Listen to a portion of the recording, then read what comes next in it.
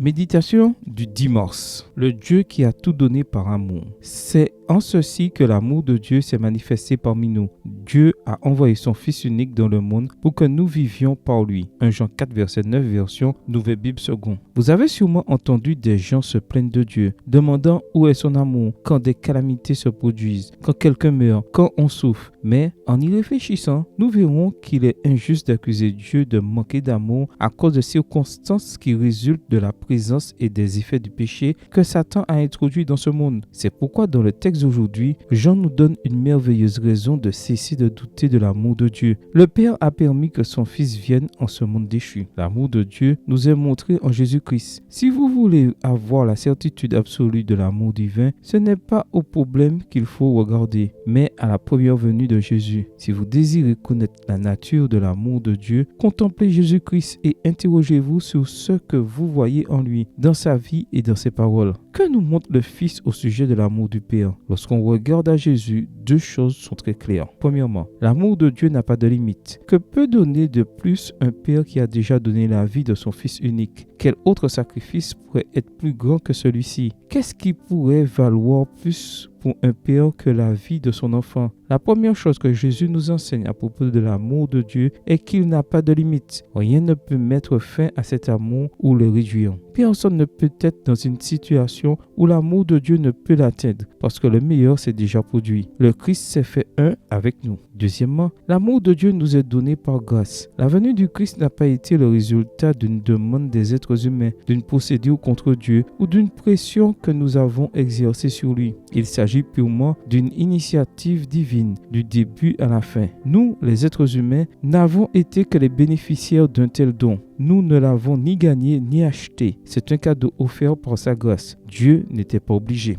À la lumière de cet amour dont Dieu a fait preuve en envoyant son Fils dans le monde, que ferons-nous? Cesserons-nous de douter? Étendrons-nous cette merveilleuse grâce aux personnes avec qui nous sommes en contact chaque jour? Permettrons-nous que cet amour bannisse la crainte? Amen. Bonne journée à vous et que le Seigneur vous bénisse.